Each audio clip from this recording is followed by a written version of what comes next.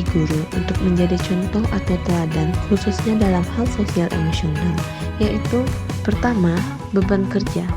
Guru memiliki banyak tanggung jawab sehingga sulit untuk memprioritaskan pengembangan sosial emosional. Yang kedua, adanya keberagaman karakteristik peserta didik. Hal ini menyebabkan peserta didik yang memiliki kebutuhan sosial emosional yang beragam pula. Yang ketiga, sebagai seorang guru, maka harus memiliki manajemen diri yang baik, sehingga guru dapat mengelola dan mengontrol emosinya dengan baik ketika melaksanakan pembelajaran. Selain itu, dengan adanya manajemen diri yang baik, maka guru juga dapat mengelola dan mengetahui kelebihan dan kekurangan yang terjadi selama pembelajaran. Manajemen diri ini dapat dikembangkan dengan cara teknik-teknik relaksasi dan strategi coping yang efektif. Selanjutnya, guru harus memiliki kesadaran sosial yang tinggi. Seorang guru perlu menjadi teladan yang baik bagi peserta didik dengan menunjukkan empati kepada peserta didik dan memahami perasaan mereka.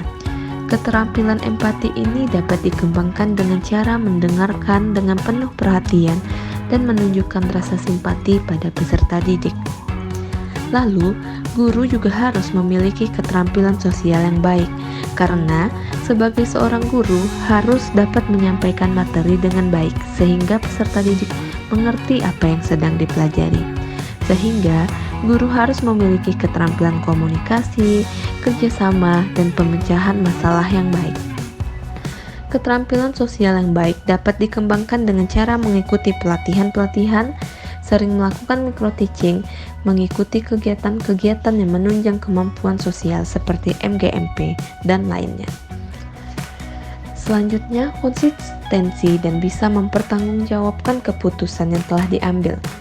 Guru harus selalu menunjukkan perilaku yang konsisten dan sesuai dengan nilai-nilai yang ingin mereka tanamkan kepada peserta didik, sehingga peserta didik tumbuh kebiasaan-kebiasaan yang akan ditanamkan. Dan yang terakhir, kesadaran diri. Guru perlu memiliki kesadaran diri yang tinggi, sehingga dapat mengidentifikasi perasaannya tentang emosi dan perilaku mereka sendiri. Hal ini dapat dicapai melalui refleksi diri, meditasi, dan mindfulness. Sebagaimana dijelaskan sebelumnya, bahwa guru harus memiliki kesadaran sosial yang tinggi. Seorang guru perlu menjadi teladan bagi peserta didik dengan menunjukkan empati kepada peserta didik dan memahami perasaan mereka.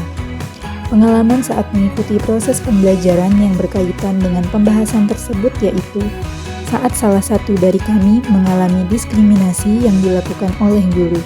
Pada suatu saat di awal pembelajaran, secara tersirat guru tersebut menyampaikan bahwa rekan kami tersebut adalah bagian dari ajaran sesat karena pakaiannya yang tertutup dengan kerudung yang lebih lebar dibandingkan peserta didik perempuan lainnya. Hal tersebut memberi dampak yang cukup buruk bagi mental rekan kami tersebut saat itu, serta berdampak pada turunnya motivasi belajar.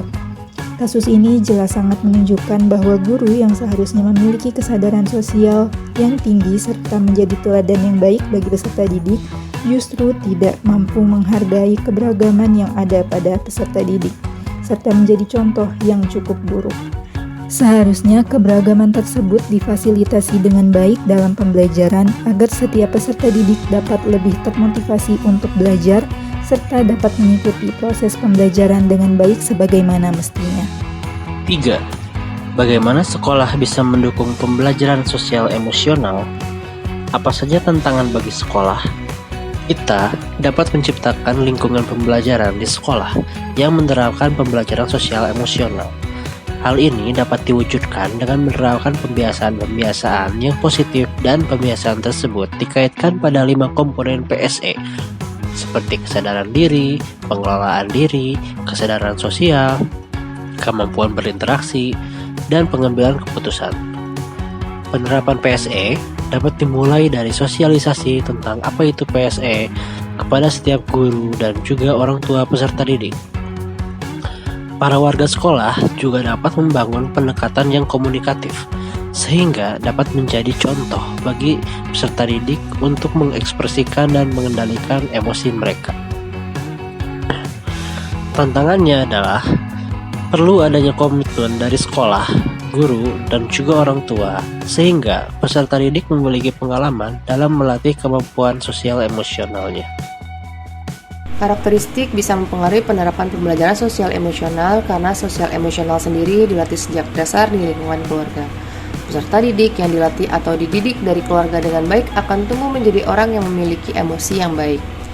Dan saat di lingkungan masyarakat, ketika ikut dalam suatu ikatan atau organisasi, maka anak tersebut akan dididik untuk bisa memiliki rasa empati dan bisa untuk menghargai pendapat orang lain di organisasi tersebut.